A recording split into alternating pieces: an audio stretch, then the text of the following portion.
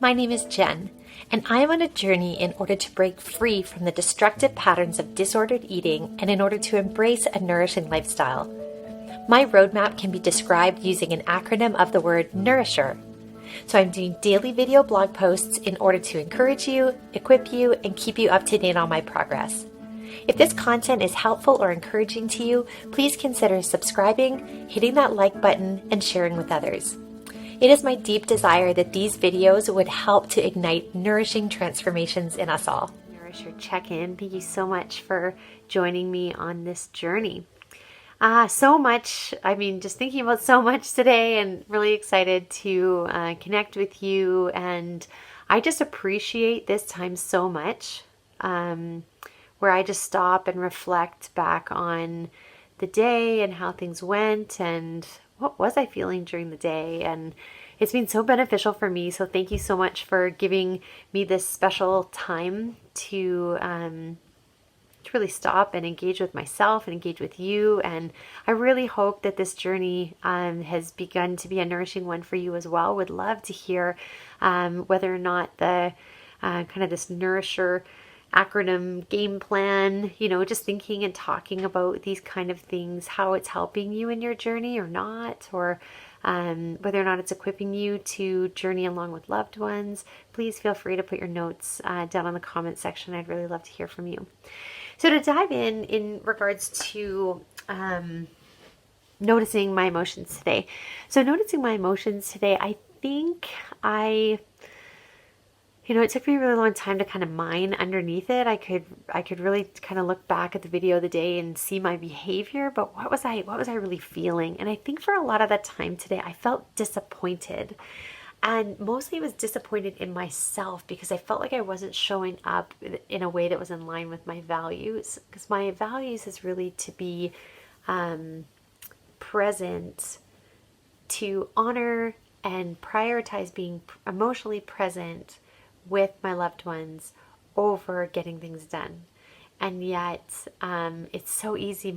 My one daughter and I today, we were going to play a game, and she must well, please just shuffle, I'll be there in a minute, because I was doing something else. And I had even asked her if she wanted to play the game. I had even initiated it. And then, okay, could you please deal? And the next thing I know, she's actually playing both hands of the game, and I'm busy doing something else. Of course, this happens, to all of us, but I don't know, maybe it doesn't happen to you. It happens to me all the time.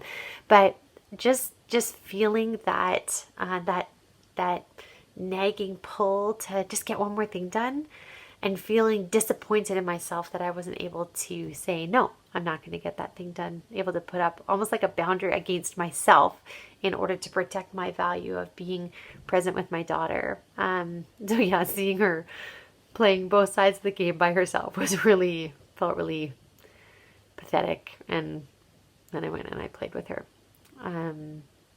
So I think mostly there was this sense of almost not being in control of myself and being disappointed about that. The opening up to others today was, kind of a family day. Did have a nice chat with some friends in the evening that I really appreciated. And what I really appreciated, we actually had supper out with friends this evening at their home in our stage of COVID where we live. We're allowed to do that. And what I noticed about that was I was able to be open enough with them to contact them beforehand and to say, we were able to make a meal plan together. I don't know what the kind of the hostess etiquette is or guest etiquette is where you are, but I was able to say, hey, can I bring anything? And also, hey, do you mind if we were in charge of dessert. So my girls baked a cake today and got that all decorated and taken. But I was also able to say, hey, I'm eating in a way to nourish my body. Could I please bring an extra or a dessert for myself to help me make wise, positive choices. So it was so good to be able to be open and honest with my friends about that, and for them to be curious together with me about how I'm doing on my journey. And I just really appreciated having friendships that I can be that vulnerable and open with. So that was great. understanding the cycle. The cycle, there's always this part in the cycle where it warns us that we can get really restrictive and we can get rules that are too hard. And today was one of those days that at the end of the day, because I want to rewire my brain and I want my brain to actually interact with food differently, it could have gone one way where I was just really restricting, but on the other, I kind of feel like I did definitely make some kind of restrictive type choices today that I feel like if those of you or my loved ones were close by or they could see the amount of work that went into today, it would be a celebratory evening, that it would be a time for us to kind of gather around and kind of toast a glass to what a great success the day was. When I talk about areas of restriction, I mean knowing myself and knowing my weaknesses and planning and acting in a way that was in line with my values. For example, to help my kids do their cake decorating without even licking the icing, because I know that that's just all it takes for me to go into a massive binge spiral. And, again, we can talk about separately about whether or not I should even have icing in the house. That's a very valid point. But yeah, to be able to do that, still enjoy that experience with them, and yet be really firm and strong in that.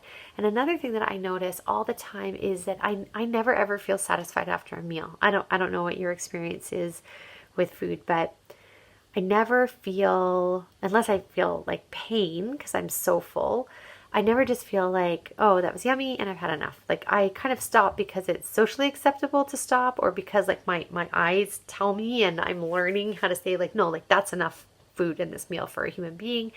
Or, I guess unless I just really, really didn't like the meal, but I don't have like an off switch that tells me I'm satiated, I'm full, I'm satisfied, that kind of thing. So today was really good in that I was able to just stop based on my eyes.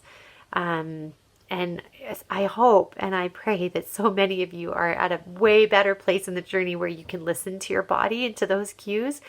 And I'm just not at that place right now. So if you're not at that place either, I'm not a doctor. I'm not a professional. I don't know. But for me, I know that I have to learn how to do things by accountability partner saying yes, that was enough, or hey, no, that wasn't enough, and by learning by eye. Particularly for me, at the end of a meal, it doesn't matter how stuffed I am. I always want something sweet.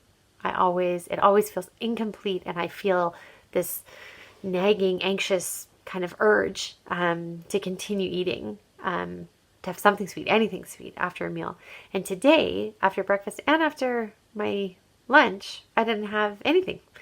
Even though I really wanted it and I really had that urge, and I didn't. So I just feel like it was a real great day to celebrate. And then at our friend's house that we went for supper, I brought this dessert. It was great. I made a coconut cream custard that I steeped some Earl Grey tea and also added it in, baked it, and it was so satisfying. It was wonderful. It was healthy. It was delicious. I could enjoy it.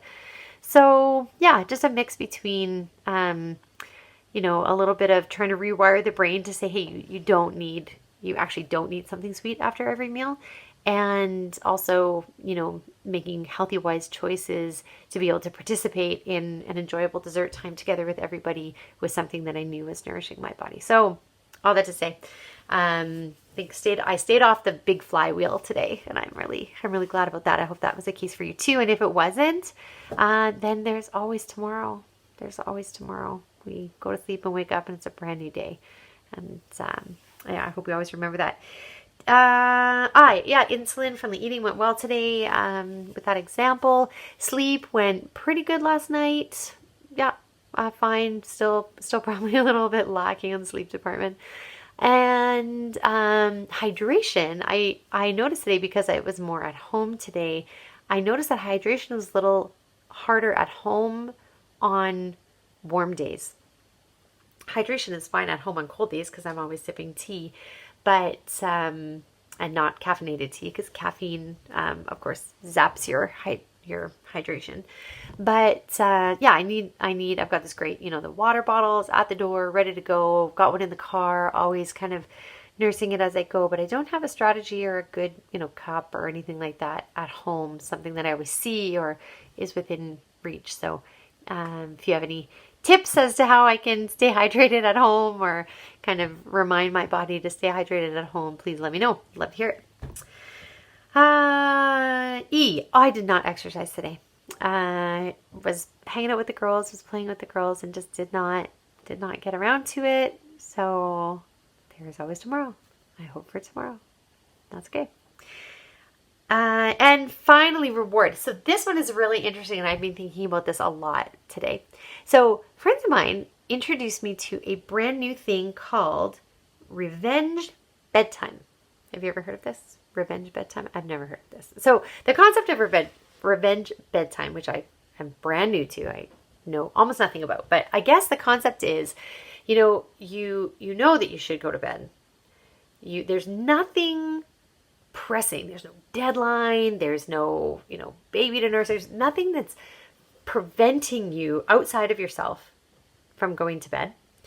But you still stay up anyway, doing whatever, YouTubing, Twitter, whatever, what not just screens. It could be anything.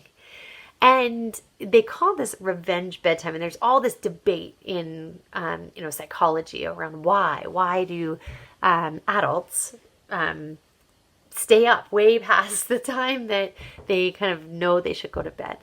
And this was interesting for me on a few reasons. One, it was interesting to me to think about the fact yeah, we are all capable. We all have that capacity to do things that are not the best choice for ourselves. So I have an eating disorder, and I have routinely, from childhood and on, made destructive food choices for myself. And that has wreaked lots of havoc in my life and the lives of my loved ones. And every human being has areas in their life where they are not living up to their best version of themselves. And that was it kind of normalized it a little bit. And it also made me think about the fact that my eating disorder, yeah, I for sure, have a really totally messed up relationship with food, but that's not the only area of my life that the underlying unmet needs or psychological needs could also be coming out in other areas. So I mentioned that earlier today that one of my main feeling words would have been disappointed in myself. Well, what is that nagging feel to always, I just need to get this done. I just need to get this done. I just need to get this done, that consistently in my life pulls me away from being present and delighting in being in a relationship with those who are closest to me. What is that? And for me, I think busyness, the same as binging, has often caused or been a way for me to calm or be in control or sense just a type of euphoric joy, even for a minute. I think that busyness can do a lot of that kind of numbing for me too. So yeah, that there's just so many, we're so complex, and there's the inside needs are going to come out on the outside in whatever ways. And there's so many different ways that they could manifest. And it just made me think that, we're all kind of messed up in our own ways. And B, there's just lots of different areas of life that these unmet needs surface in. And that's why I love about the Nourisher acronym, just the way that it just happened to play out, was that the emotional needs and relational needs and this idea of understanding the cycle, that's what is kind of front loaded in the Nourisher acronym. And I love that, because in this plan of becoming a nourisher and breaking free from the patterns of disordered eating, that's the key stuff. And the rewiring the brain, like that's the stuff that's going to actually enable us to move forward, to break out of those old patterns. Because if we're just focusing on what I weigh and what I'm eating and am I exercising and that kind of stuff, the unmet needs, what our hearts actually need never goes away. It continues to be this hole that needs to be fed, in whatever way we happen to be feeding it. So let's continue to journey on. I'm going to continue to persevere in those areas. And first of all, of course, raising awareness of that I am doing this.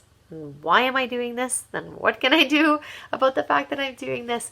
And just continuing to journey through that. So I wish you all the best in your journey. Again, if you are loving someone, journeying with someone through disordered eating, or any other way that someone may be dealing with their unmet needs in a way that's harmful to themselves or to you, then I thank you for being on that journey with them and on this journey together with us. And just know that we are in your corner. We hope and pray that you are nourishing yourself along with your heart's desire to nourish that loved one as well. So have a great evening, night, day, whatever is ahead of you. I'm going to sleep, and hopefully I will not have a revenge bedtime where I revenge against my own sleep. But if I do, I'll let you know tomorrow. Okay, bye for now.